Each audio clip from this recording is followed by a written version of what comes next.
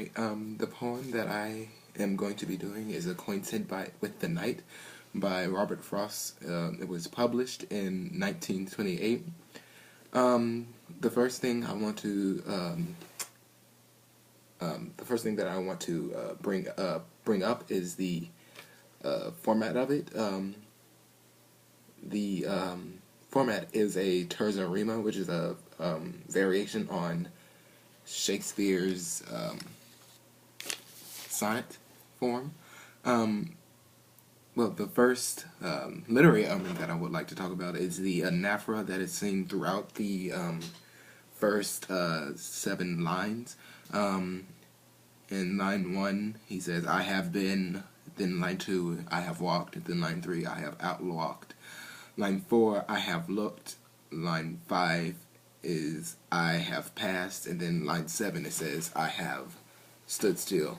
This anaphora gives this effect of authority. It's like when someone has done something, it's giving them a sense of experience. And so with this I have, we get this sense that the speaker in this poem has been through many situations, and we can see that through this poem that those situations have been very trying for the speaker. The second thing I want to talk about is the things that come after the I haves. It says, I have been, I have walked, I have outwalked, I have looked down, I have passed by, I have stood still. The way that they are structured, it's been, walked, outwalked, looked down, passed by, and stood still. The first two, the first one actually, been and walked, is saying you have been in these positions, you have been through this situation. Outwalked means you have gone past what those things, what those possible trying times have been. I have looked down, same thing as I have outwalked, and you can seeing what is coming to be. So that experience is playing into here, where you see that look down is usually when you look down something, you see what is coming towards you, so you can prepare yourself. So this experience has given him the ability to prepare. I have passed by. Passed by is going past those hard times. So, and then finally, I have stood still. This is the last one in the anaphora, so this could be, I have stood still is talking of finally being done with that, those hard times.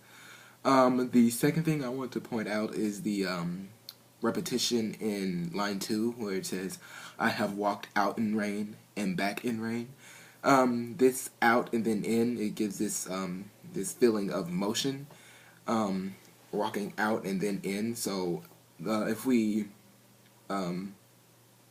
impose upon rain as a hardship, so walking in rain and walking out of rain, so you're through the speaker's life, he has been in pain and out of pain, so in good times and out of good times.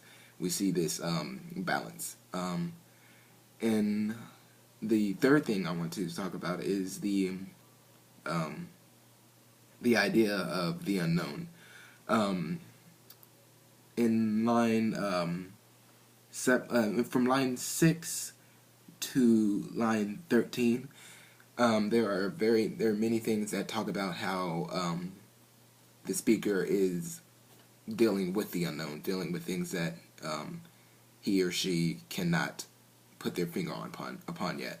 So in line 6 it says, unwilling to explain. Usually when there are things that you do not know about, you do not know how to explain it. And in this case, he is even unwilling to explain it, not knowing what it is. And then 7, it says, this is where it really gets to the point of the unknown.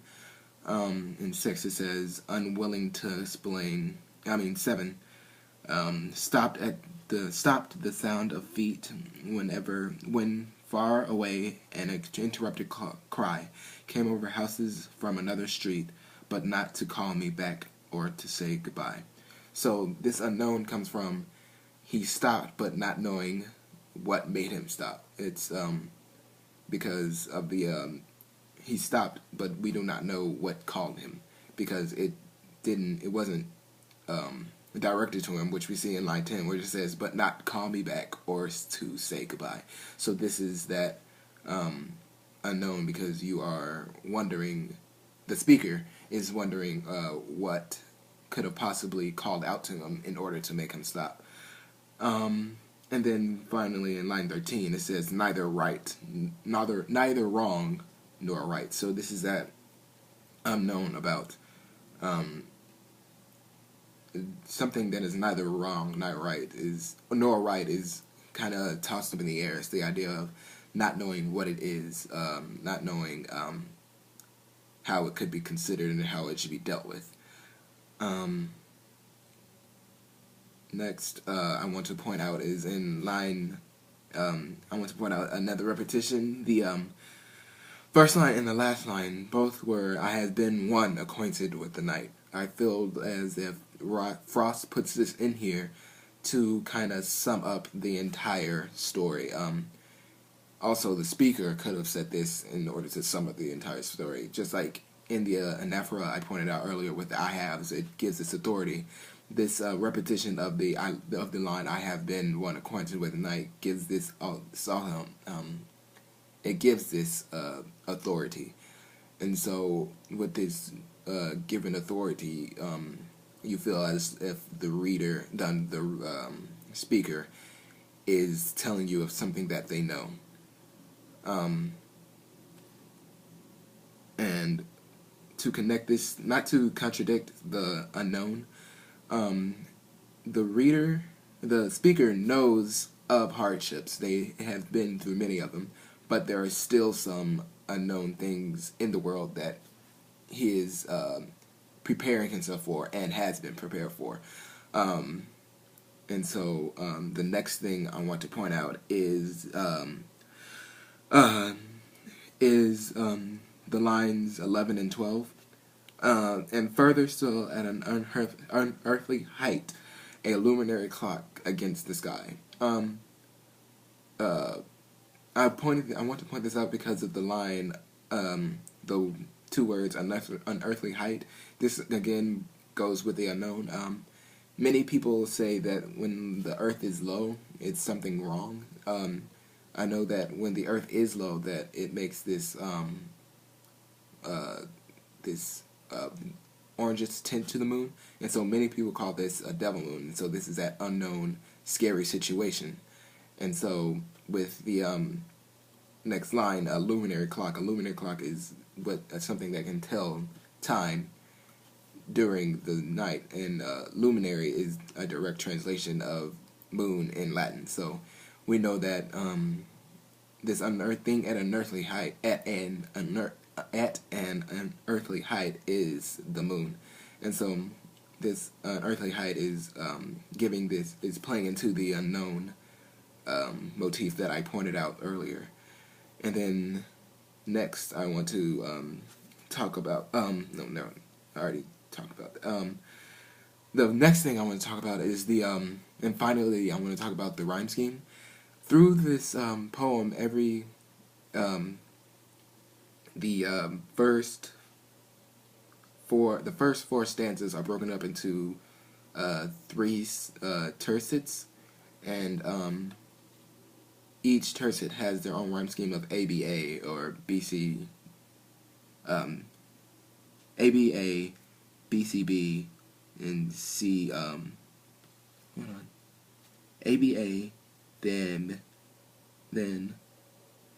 BCB, then CEC, and then so on like that. So, but then in the last stanza, it changes itself, and so this is giving to that interruption of what is known to that person, and that is my analysis of Acquainted with the Night.